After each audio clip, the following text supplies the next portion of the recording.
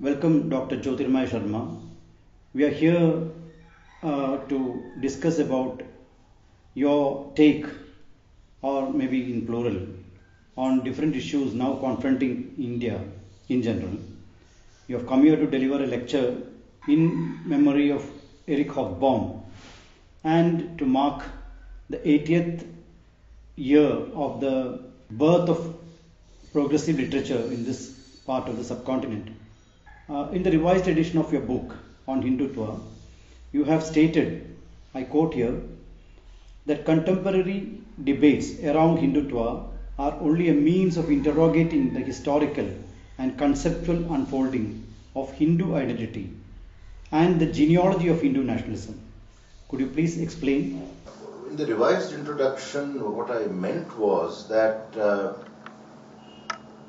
simply isolate Hindutva as a localized phenomenon, localized in the sense that it happens here and now in this particular historical period, that it doesn't have a genealogy, it doesn't have a prehistory or a proto-history, I think limits our understanding of Hindutva. In the sense that when this movement began in a political sense with the Shilanyas and the Rama Janmabhoomi movement, there were three kinds of responses to Hindutva.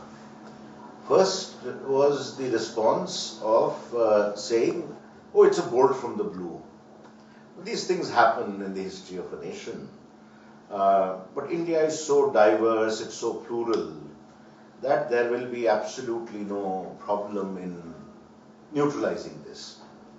Diversity and plurality in every sense of the term cannot automatically produce tolerance or secularism or any of those things. It has to do with the nature of the state. So that's the first misunderstanding. The second misunderstanding was to say, oh, this is a kind of inflamed nationalism. Nationalism sometimes takes this direction, and Indian nationalism, because it had unfinished agendas. There was the agenda, the women's Indian nationalism didn't find expression in 1947.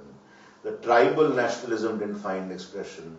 The Dalit nationalism didn't find expression. Similarly, the Hindu nationalism also didn't find its expression. So it's expressing itself now.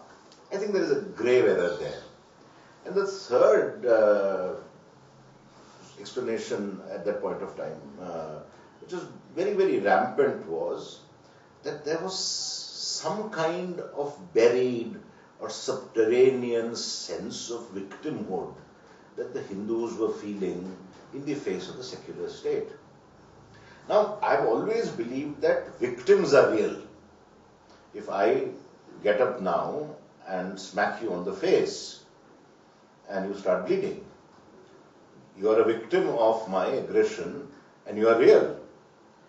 But if the rest of your life, every action of yours is explained by one smack of mine which made your nose bleed, that is victimhood.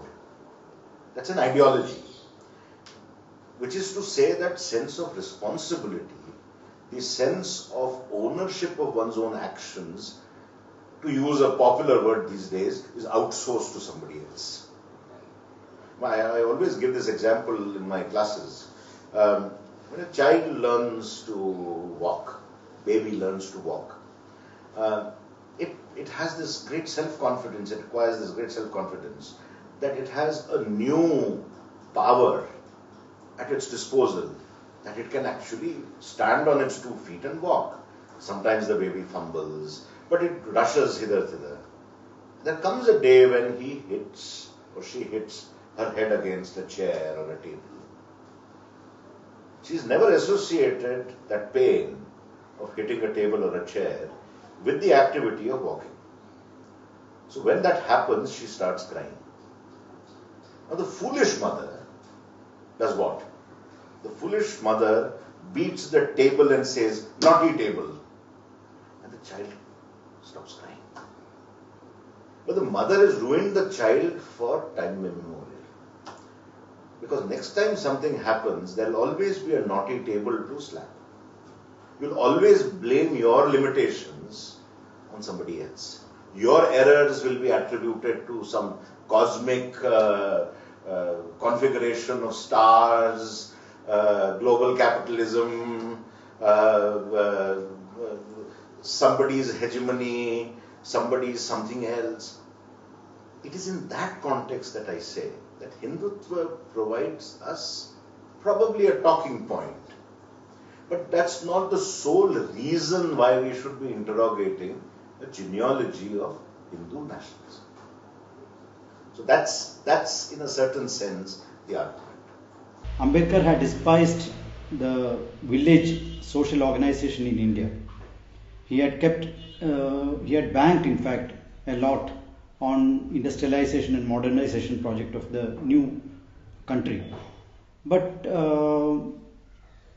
in spite of his hoping that the whole question of freedom would reduce national problems of castes and identities, in fact it has been on the reverse gear.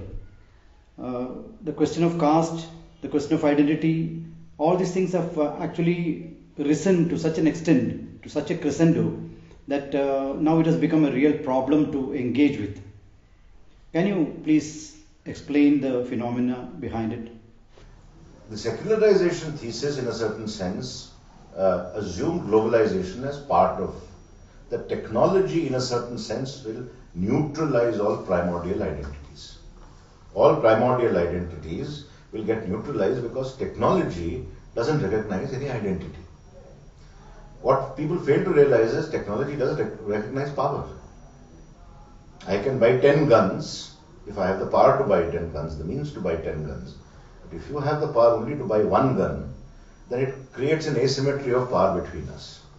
So I think in a certain sense nationalisms are on the rise, partly because of the elite who govern, misgovern, and nationalism is still something which can whip emotions up and bind the people together.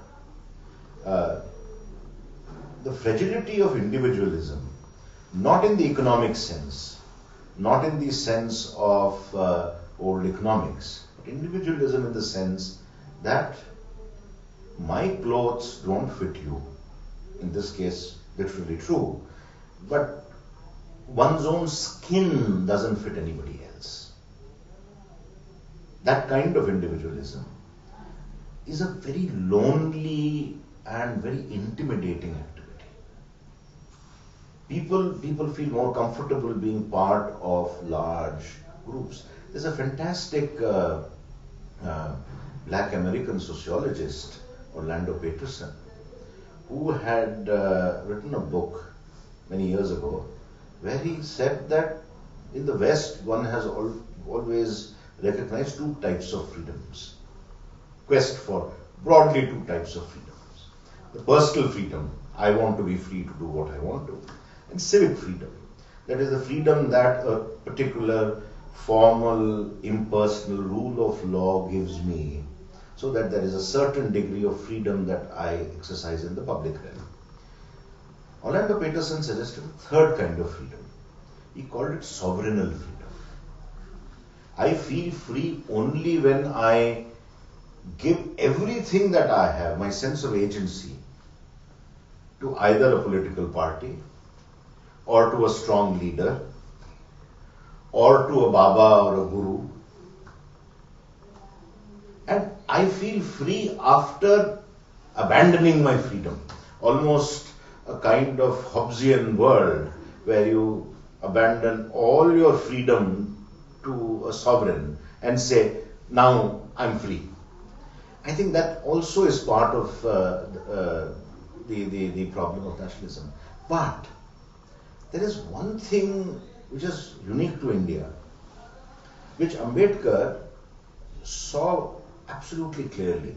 So if you don't stick to just annihilation of caste, but see this three-part essay that he has done on democracy, the central idea emerging from it is that democracy and secularization in this country are impossible to achieve until and unless you reverse the liberty, equality, fraternity formula. Ambedkar suggested you start with fraternity, then equality, then liberty. And I think that's very significant. Because in a hierarchical, caste structured society, which is hierarchical both vertically and horizontally, it is impossible to achieve that sense of the diminishing of nationalism or religion or primordial identities till I'm ready to touch you, till you are ready to touch me, till we can hold hands together. If we can't hold hands together, then equality and liberty become nonsensical. And I think that is significant. The rise of nationalisms have localized reasons across the world. It is also a certain fatigue with freedom.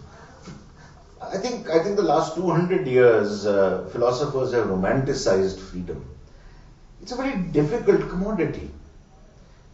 It's very difficult for people to have freedom and then cherish it, preserve it. The human predilection to saying, you look after me.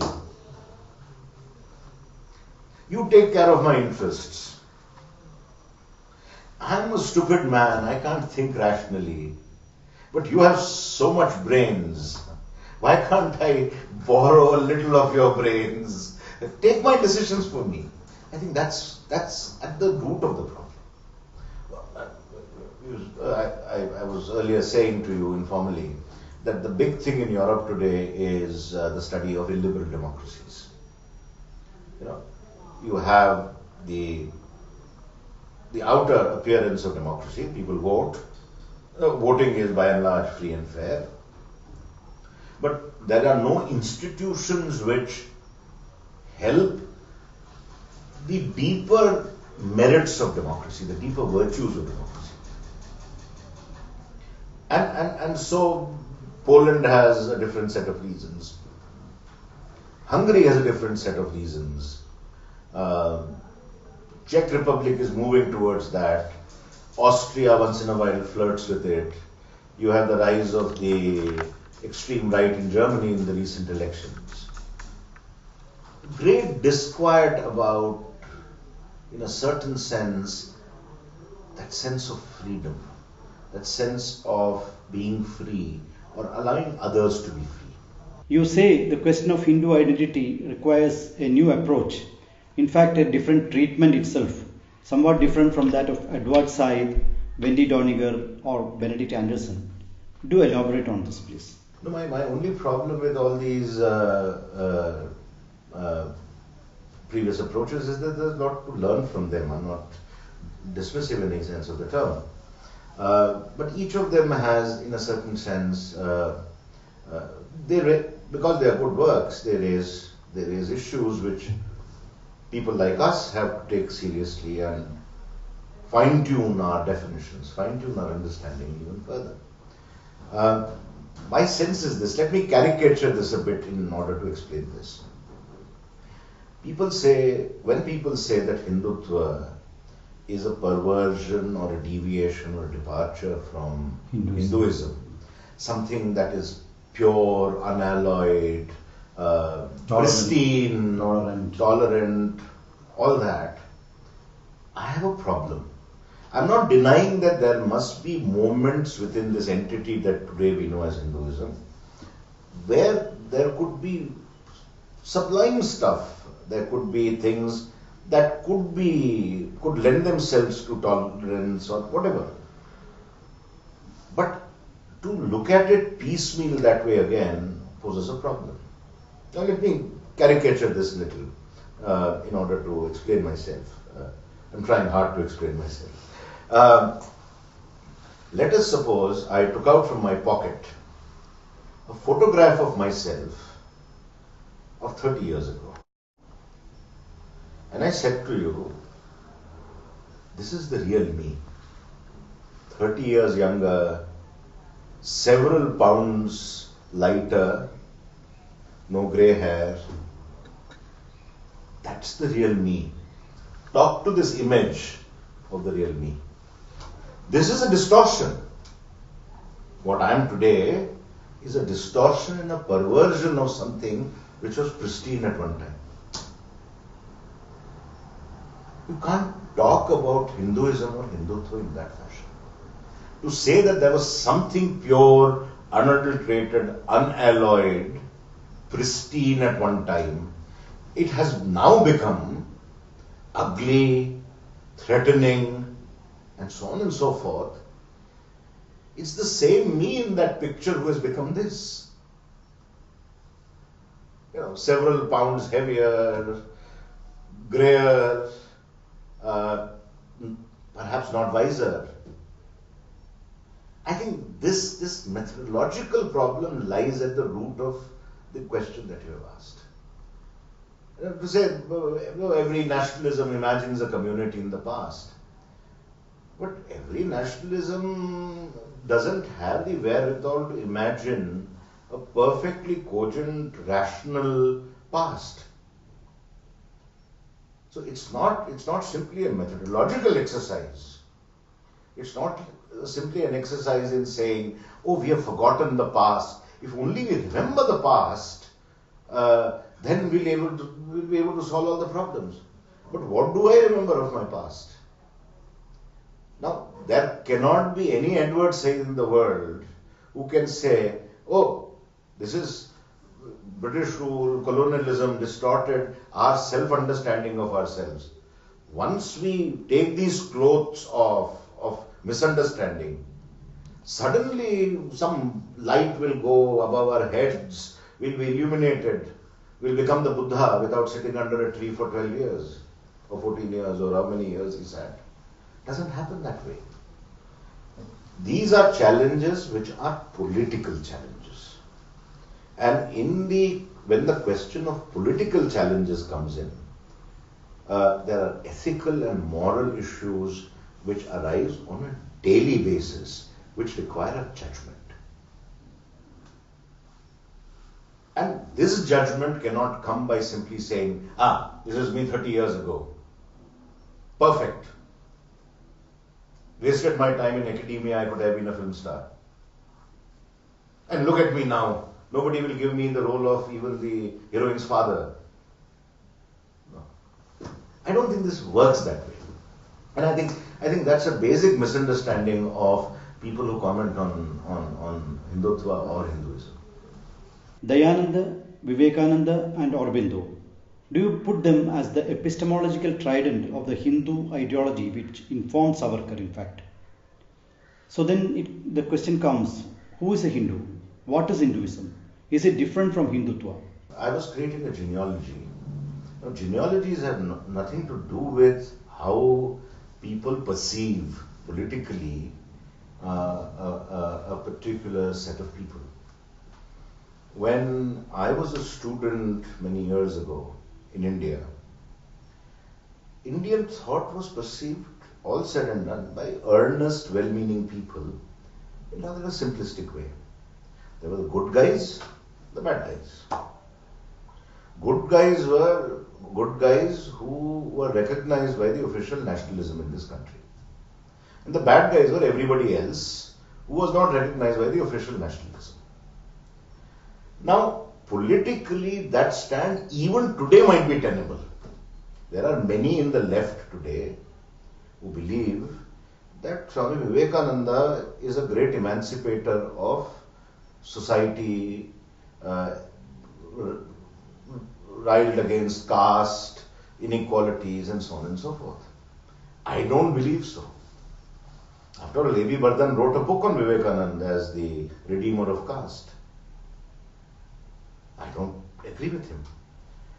Scholarship and political positions don't always have to match. I recently, not very recently, a year and a half, 2 years ago, I gave a talk in JNU where I also tried to trace Gandhi to the same trajectory with a different politics. And there were people who subscribed to the official nationalism who were so upset that one of them started crying. It's not the job of the scholar to take these stands merely because it is convenient politically. Because because ultimately you keep taking a false stance politically, ideologically, you will become empty at the end.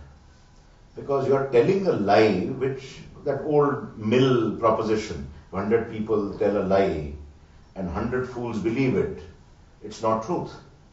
Now, in our case, sometimes it's happened that we have taken political and ideological positions which are historically, sociologically, even politically untenable.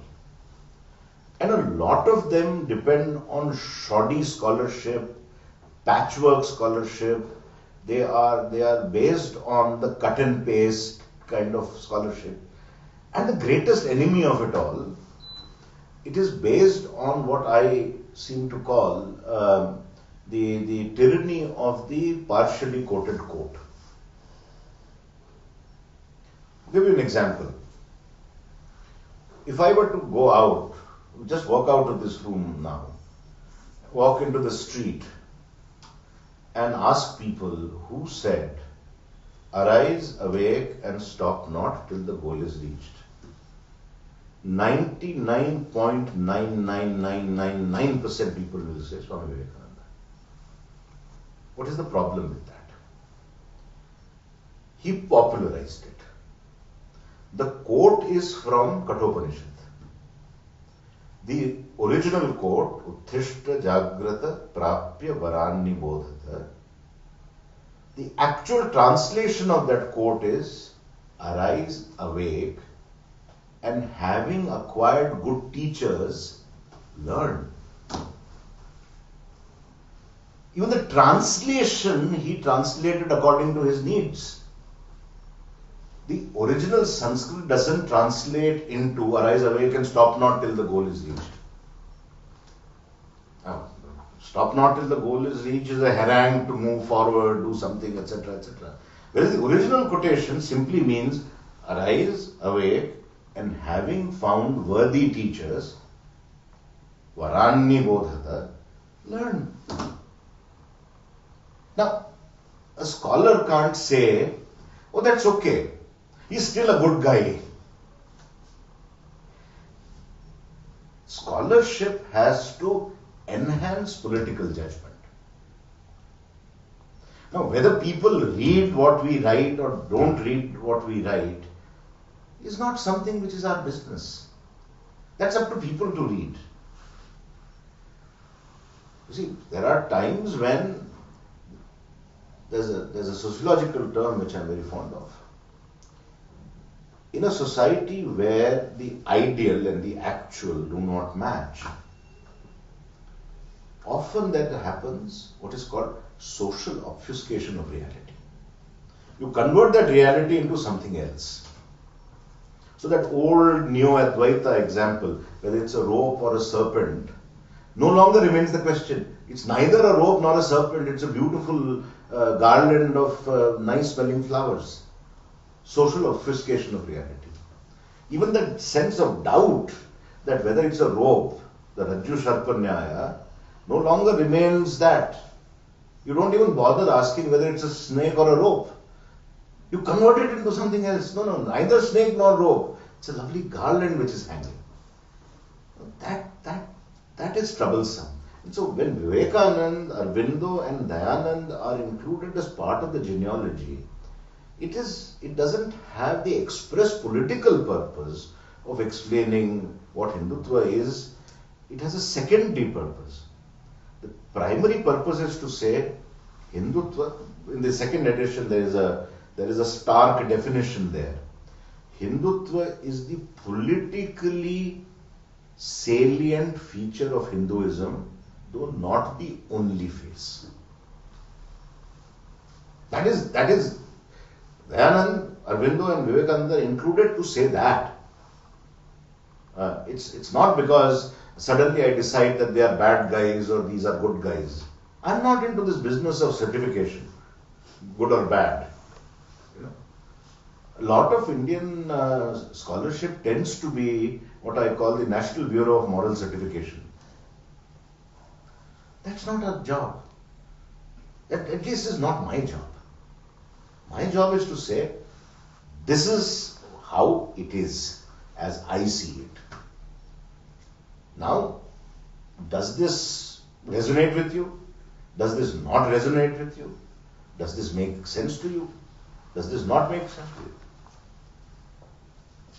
And lastly, why they are included is, we have, for some strange reason, we have been a culture, and when I say we have been a culture, I mean all the cultures that inhabit this land. One of the greatest virtues they have had is their literature comprises of long stories, really long stories. These days we believe in the sound bite.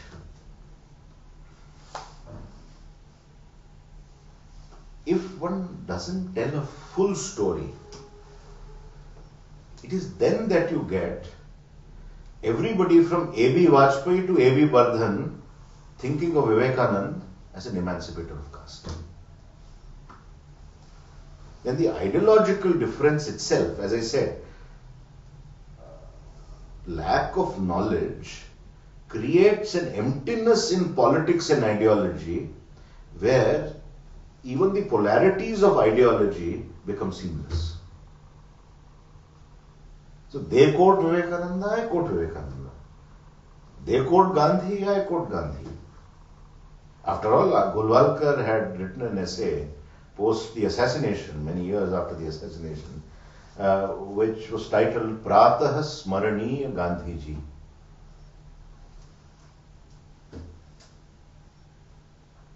So the poverty of politics and poverty of ideology comes from the partially quoted quote.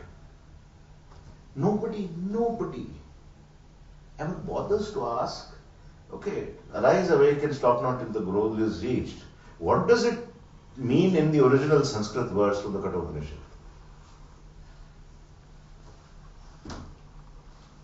I think that's the reason you have to create. I can go into the other technical aspects of it. We'll leave you with a quotable quote. You can't do a deep genealogy without a deep archaeology. I'm distorting Foucault there, but distorting him for my purposes, consciously. Until unless you do a deep archaeology, you can't have a deep genealogy. If you don't have a deep genealogy, then you have only opinions. Coming to the second set of questions, has the BJP got anything to do with Hindutva or maybe the Hindu, or is it just a forward playing team for team oligarchy or global capital if you like it? After the 2004 elections, where the BJP, despite its own professed claims and hopes, lost, and the UPA one came into power, I had written a piece at that point of time where I gave gratuitous advice to the BJP. I said to them, do the following things. I'd probably never vote for you still, but at least people will stop fearing you. Number one, give up the claim to this entity called the Hindu Rashtra. Just say we are not for the Hindu Rashtra. You can still be a party which looks after Hindu interests. After all, nobody fears the Akali Dal. They look after Sikh interests. Nobody fears the MIM in Hyderabad. They look after Muslim interests. The Jamaat-e-Islami in Kerala and elsewhere look after Muslim interests. Nobody is going to fear you looking after the interest of a particular community. Here the question of community is tied to a certain regimen of sovereignty. Abandon that. Number one. Two, forget that your foreign policy is Pakistan-centric. No foreign policy can be a single issue foreign policy. China has already annexed Africa and you've been twiddling your thumbs because your obsession, myopic obsession is with Pakistan. Forget that. Number three, decide once and for all, are you for neoliberalism, are you for free market, or you are for Swadeshi? Part of you in your schizophrenia talks Swadeshi. Part of you talks FDI. Make up your mind if you have one as to what you want. Number 4. Your instincts are unitary. Your rhetoric is of federalism. Decide once and for all whether you are really, genuinely interested in federalism or you want a unitary state. At least we the people, will be clear where you stand. Next, you haven't been able to decide in 200 years how much of the West do you want and what is it within this complex called India that you want. You can't disallow the Malayalis from eating beef. You can't prevent them from eating beef in Northeast, in Goa.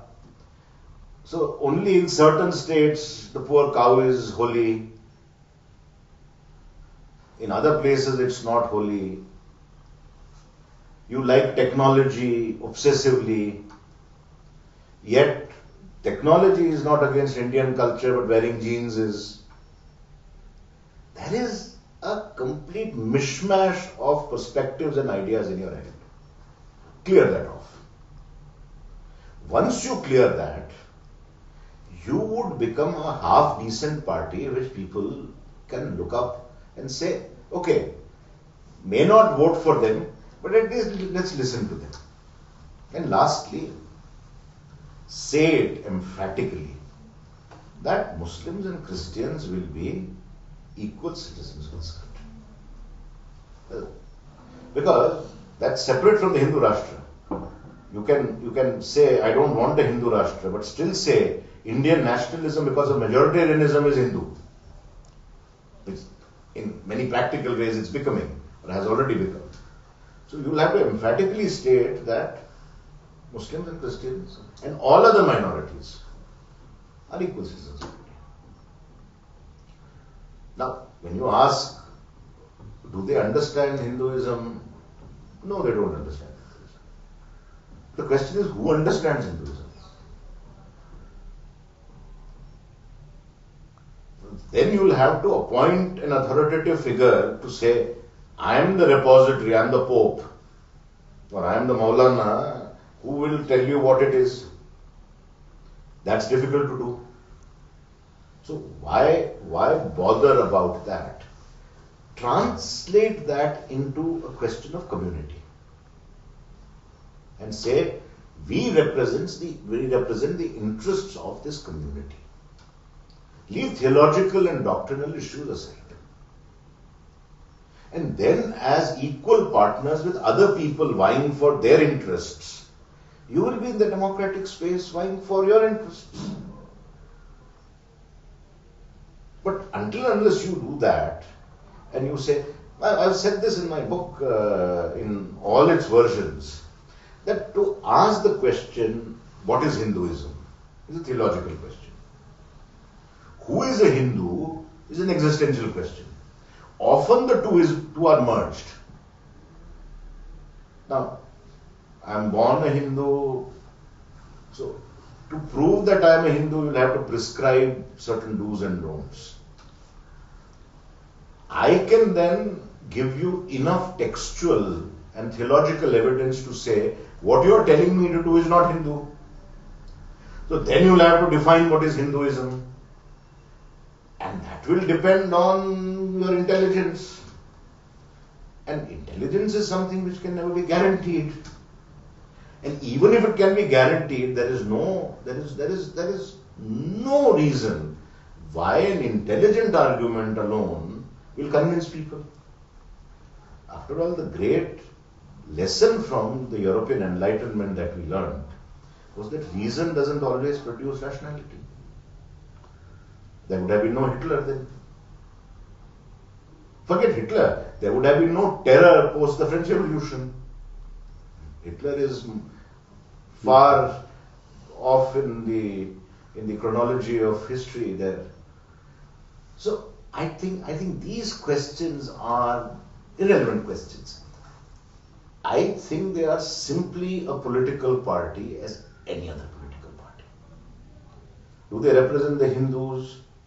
If they do represent the Hindus, then they represent Hindus who are people who are alienated from themselves, who have a sense of self-hatred and disquiet about themselves. They are not comfortable in being what they are. And when would such an individual be comfortable? When he can switch identities. When I go to present my passport, person at the immigration desk not bothered whether I'm a good Hindu or not, or bad Hindu, or whatever Hindu. Are my papers in order? So at that point of time, the Indian identity is at the top.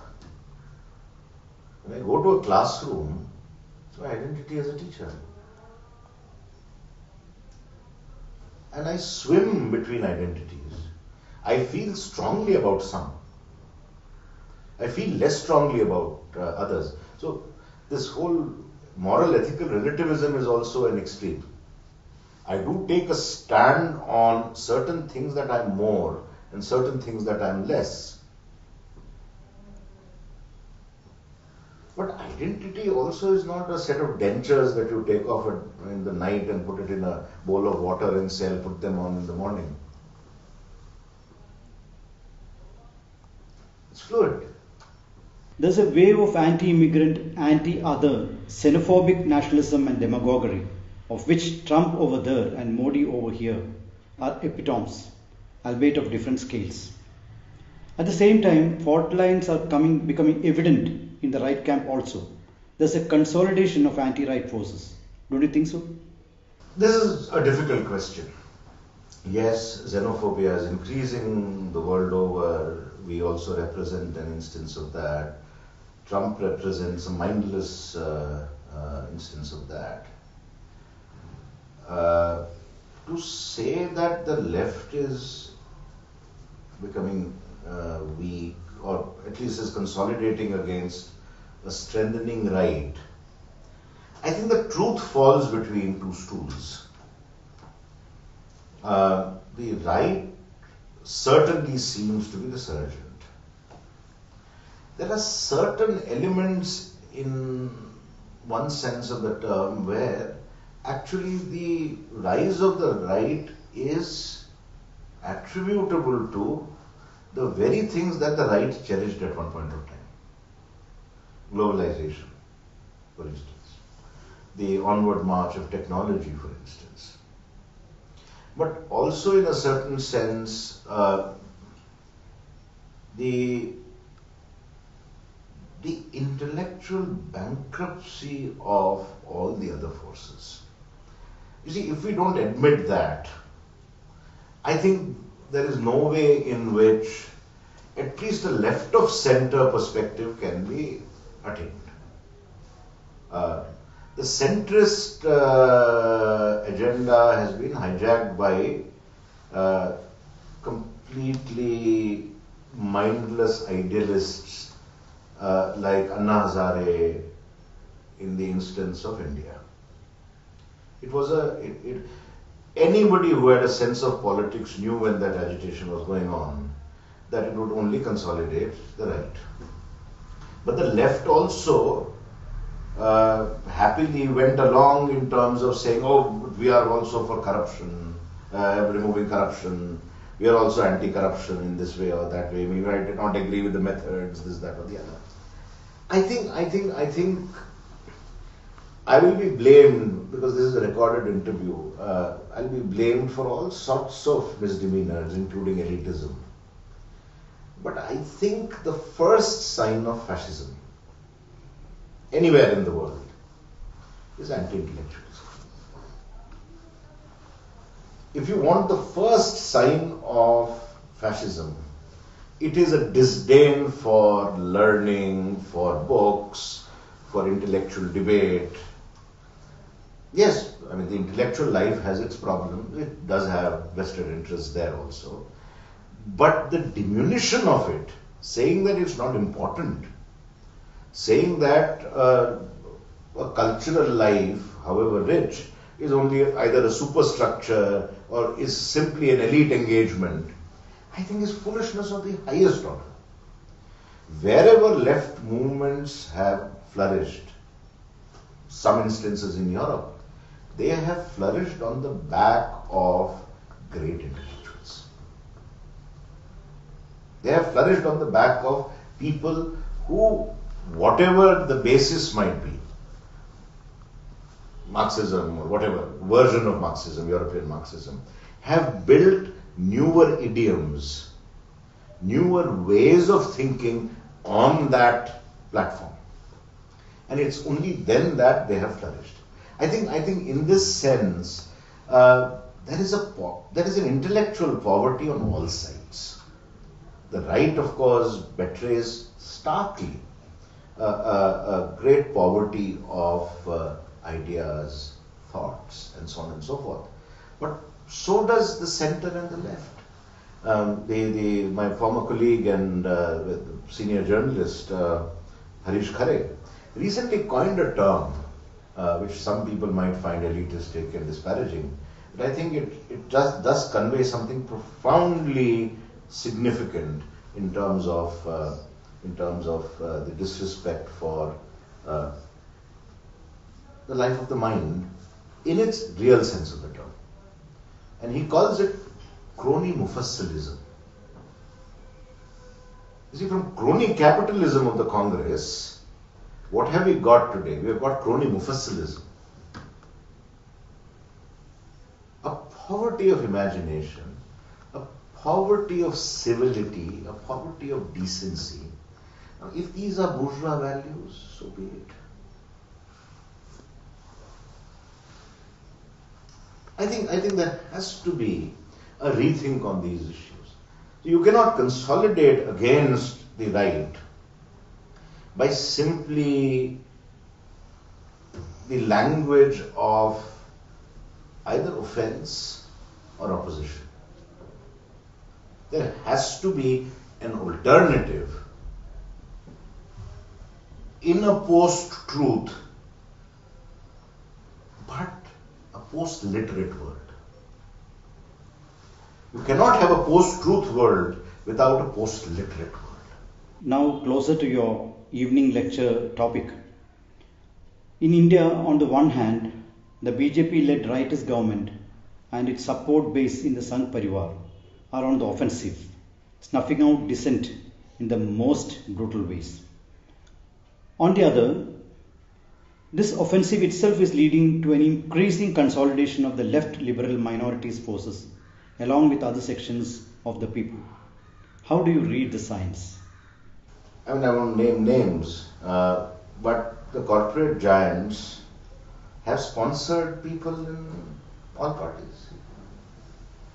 I don't think the corporate giants, this is the beauty of neoliberalism and the capitalism which it engenders. It sees not ideology, but it recognizes the language of power. And I think you are sort of in a certain sense making me talk about my lecture this evening before I've delivered it. Dissent is a complex issue. I don't have answers whether I understand it fully. But I know one thing, that in Indian public life today, I think we need to sit and think, not forever, but think through what we mean by dissent. I'll give you one example. If tomorrow there's a strike, let's suppose you are working in any organization. Let's say you are a university professor, you are head of the department, and you decided to take some stringent action against XYZ student. there's a strike. I don't know what you say in Kerala, but at least even in Hyderabad and other parts of the country, the most popular word to use against you would be hi hi. Right? Shivadas, hi hi. Now Shivadas himself has said hi hi to somebody in the past. All of us have got immune to the word hi hi. It neither offends nor hurts. It's predictable. In Hyderabad we have another word which is interesting, but been in currency for a long time. Down, down. Now, down, down, up, up, whatever it is, we get used to it. There's a sense of immunity that we develop as far as the vocabulary of dissent is concerned. And when that becomes impoverished, dissent itself will become impoverished. I was earlier talking about these two plays, one written in the 14th century, one written in the 18th century. These are political satires. These are political satires which we read till today, not because they were conforming to the language of dissent of their time. They were creating a new language of dissent. So to find out what hurts that person most is a fine art. Sometimes what doesn't hurt that person is what we supply. If you revel in opposition, you revel in conflict, and I give you conflict, you are flourishing. But let us suppose that you do not like conflict, and yet you are my enemy, you are my adversary, and I start ignoring you. That will hurt as hell. I think there is a problem. And the problem centrally is modes of dissent have become predictable, obsolete, cliched. What is a cliche?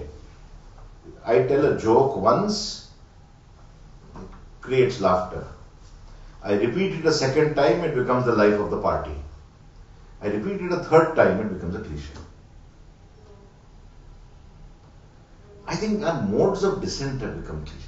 Oh, this is fascism. Oh, this is like the emergency. This is an emergency without it being declared as an emergency.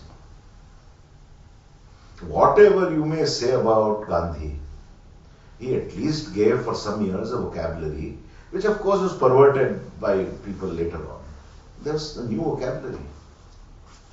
There were new terms that people were not using at that point of time. Satyagraha, Swadeshi. So Swadeshi was slightly older than Gandhi. Ahimsa. To bring what is weak, what is broken, what is oppressed, center stage is dissent. It is not repeating the language of the aggressor. It is not giving the aggressor what he or she requires in kind. It is bringing center stage something which the aggressor has no affinity to, the aggressor doesn't understand. That will fox the aggressor. That constitutes a language of dissent. Not cliches. Now, following from the previous question, the Hindutva forces are leaving no room for dissent. Anyone who chooses to express dissent are quickly dubbed anti-national. Individuals are murdered, institutions are muzzled, threatened or dissolved. Isn't there more than religion in play here? I have in mind the global interests of corporate giants. Spaces are getting shrunk. The problem again is, how do you reclaim spaces? You reclaim spaces by sacrificing something. The problem with the left liberal vocabulary in India today is that we only want to sign petitions or march. We don't want to lose anything. This is a competition for both claiming the same space. We neither create alternate spaces nor we sacrifice something which, I'll give you a personal example. Example I'm justifiably proud of. When Penguin decided to pulp and withdraw Wendy Doniger's book, I decided to withdraw my own books from Penguin. And lest people think that this is a marketing ploy, I said to them, withdraw them here and now. Somebody might say, oh, this is a deal between Penguin and Sharma to increase the sales of his books. No, do it here and now. And I thought that there would be a long line of authors behind me who will be doing the same, or at least threatening to do the same. There were two other people among the entire constellation of writers who also withdrew their books. Siddharth Varadarajan and Umair Ahmed. This tells you something about creating public spaces. Public space is not created by invoking public space. Seems Google is now joining the muzzlers in clamping down on progressive news. First, it launched a new algorithm to combat fake news. Then they identified sites which are seeming to publish dissent. For example, Alternate. My friend Vijay Prasad wrote that overnight the site has lost 1.2 million readers. So, a giant conglomerate without journalists or editors is deciding what you should read, watch, or hear. What is your take on it? I will counter your greed for what you claim as yours, which is not yours, by saying to you, I'm walking out not because I'm weak. I'm walking out not because I'm infirm. I'm walking out not because I can't give you a fight. I'm walking out because to think that you want something that I cherish is a perversion of the thing that I cherish. It shows that there is a vulgarity in your choice of the thing that I cherish. Until and unless you create that mental instability in the minds of the person you are dissenting, I don't think we'll be able to recapture anything. And if one was to believe that anyway corporates fund all sides, I don't think that even if you defeat the right or whatever else it is, public space is going to be restored to you.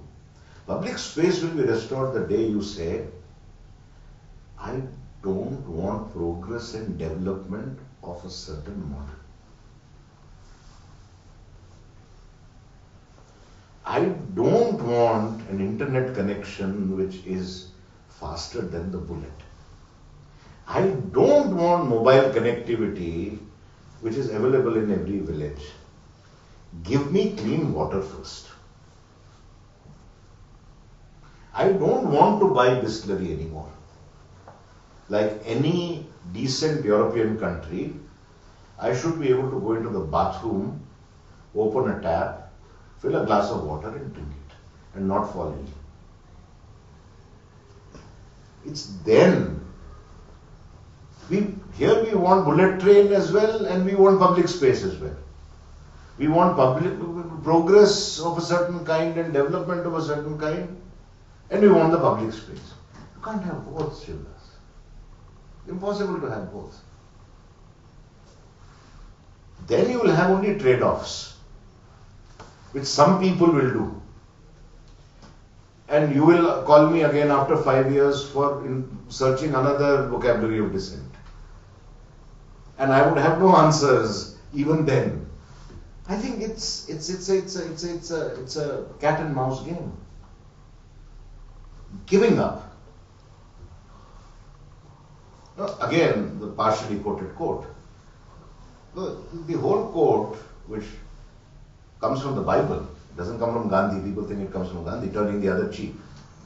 No, you turn the other cheek, but if he asks you for your coat, give him your cloak too.